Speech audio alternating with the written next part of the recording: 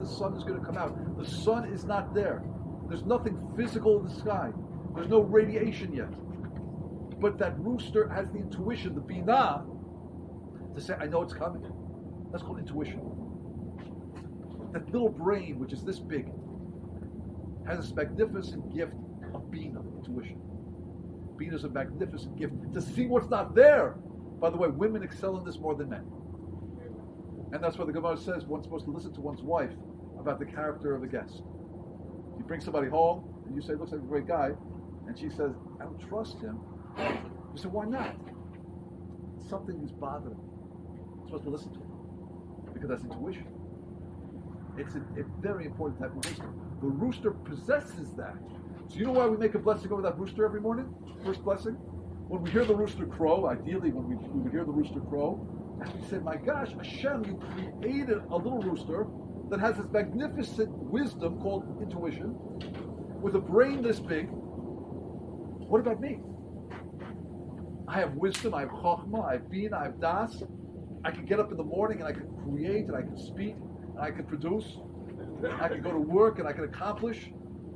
My brain is functioning so beautifully. It's really a blessing over one's own brain.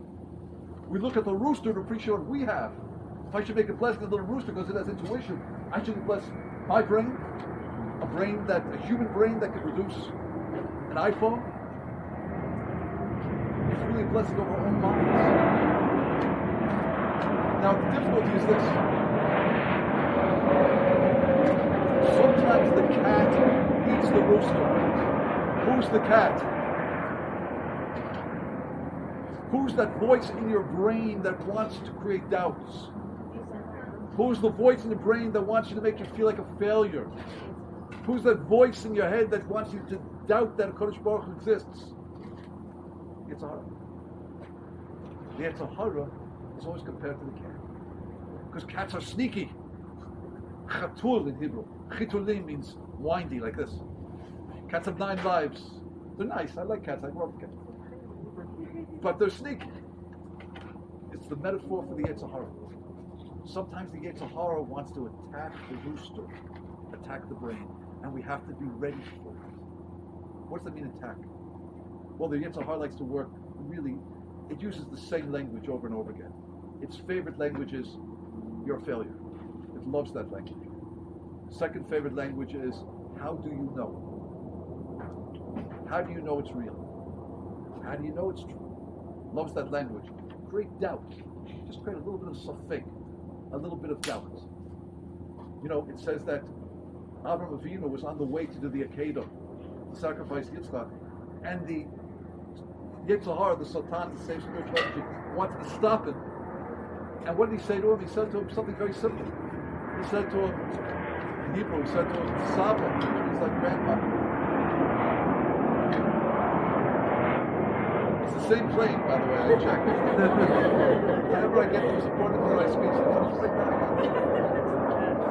Yeah. He says to him, Saba, in the language of the sages over there, he says, Saba, ata mishuga? You know what mishuga means in Hebrew? Are you out of your mind? Hashem gives you a son and 100, you're going to kill him. You know what Avram's response was, by the way? Avram says, Afal Pikain, nonetheless. Meaning, I'm not going to engage you in argument, because if I engage you, you're going to win. We have to know how to deal with the cat. Sometimes we have to say, I'm not a failure. There's plenty I can accomplish. Just because I did something wrong, that doesn't define me. I'm not defined by what I did. I'm creating the image of Hashem. That's what defines me. So I did something wrong. Okay. I'm not perfect. I have free choice. Big free choice means we'll make mistakes. We have to know how to respond. Or sometimes we have to say, I'm just not talking to you. You know, for example, you want to get up early in the morning. You know, we have this, every morning we have the struggle. The voice that says inside our head, maybe you should sleep 10 more minutes. If you try to argue with that voice, it's very hard to win.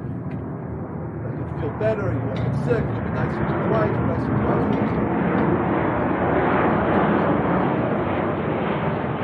This is what I talk about marriage, folks.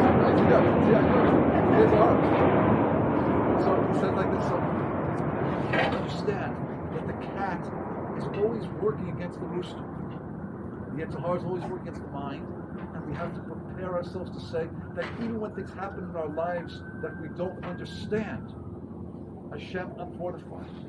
I know that everything you do is love, and I'm going to be ready for it. I'm going to work on these ideas beforehand to say, Hashem, everything is for the best. Everything is you. Everything is good. And therefore, when something happens, the cat's not going to come along and just wipe us out and cause us to be depressed and discouraged.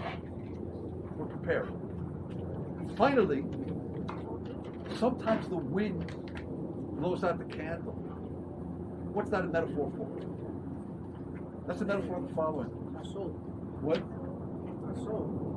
Beautiful.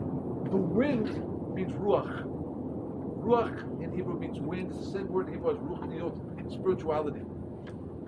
It represents in this metaphor the idea of Hashem, the spirit of Hashem, so to speak. The candle represents the neshama, the soul. Sometimes Hashem blows out the candle. Why would Hashem blow out the candle? What does that mean? You know what it means? It means like this. You know, a person will come back from Israel, come back from yeshiva or seminary, and will say to me the following. They'll always say the following speech: Rabbi, when I was at seminary, when I was in yeshiva,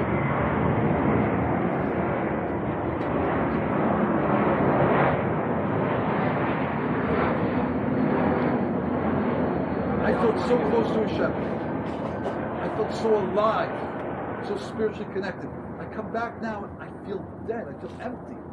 I feel like I'm in the dark. So you know what my answer is to that? I know they're going to say that. You know why? Because the way Hashem works with us in this world, first He comes close to us. He lets us feel His warmth. And He lets us feel His presence. He lets us feel the glow and the warmth of that candle. The neshama begins to shine. And the warmth of the neshama just fills us. We feel so connected. Right when we feel so warm, you know what Hashem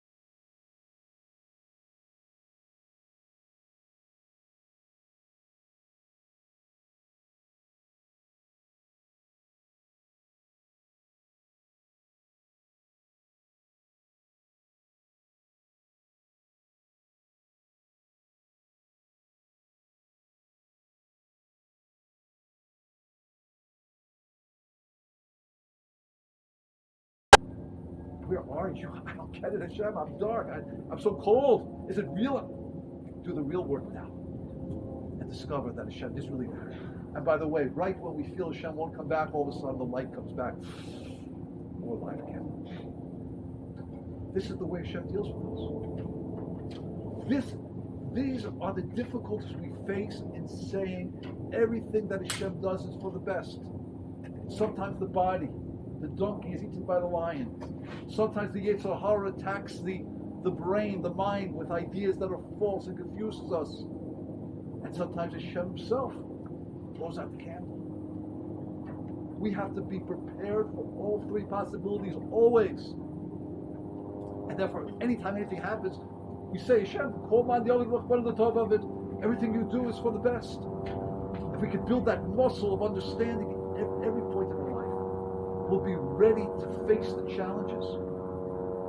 And that's why it says in the story, Rabbi Akiva wasn't captured. The enemy couldn't capture him. What does that mean? Life circumstances weren't able to overwhelm him. Who was he talking to? There was nobody else there. The town was captured. There were no other people. You know who he was talking to? He was talking to his life's difficulties. Didn't I tell you? Didn't I tell you all along everything is for the good? I'm ready for it. That's Rabbi Akiva. And this story is so important on life. All the why? Because this is the ultimate story in Rabbi Akiva's life. 24,000 students, his life's work in 33 days ends.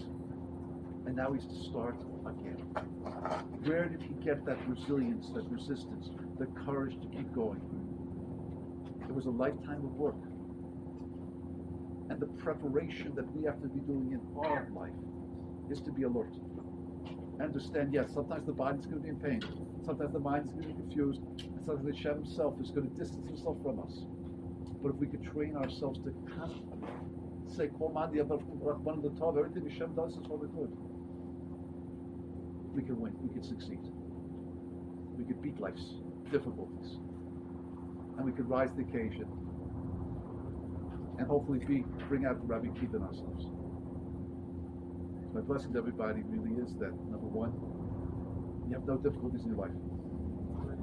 I wish I could give you that blessing. I really do.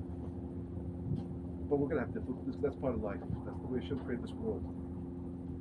But the real blessing that I want to give you and myself and my wife and all of us is that we should have awareness and the realization and understanding of what the test is. And have the fortitude to look in the eye and say, I know it's a test.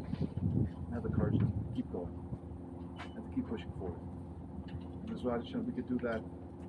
We'll have those beautiful lives that Hashem wants us to have. As Hashem will raise a family that shares those values. As Hashem, we should influence the entire class with that. By doing so, as Hashem, we should really have a beginning of us. Kolos bias mishek ne'ovi amen. Amen. Thank you so much for that class. You know, we get it twice a week. It comes like this. We usually the lotus in the fruit. We usually want to have like a barbecue. I don't have it either.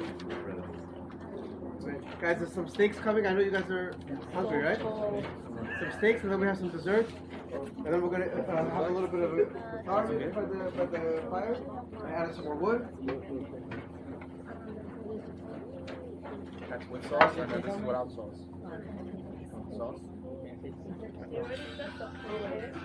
Never played stuff.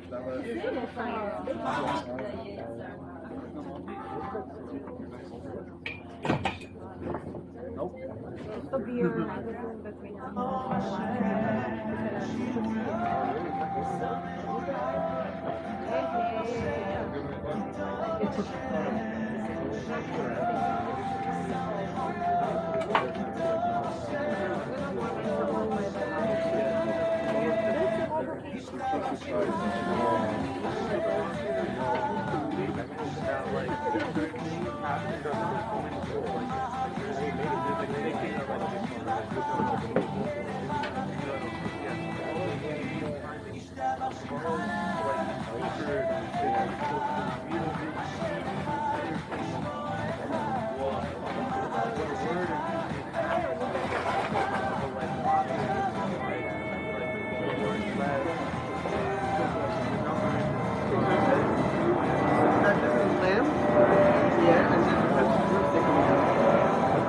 Good? Yeah? You're not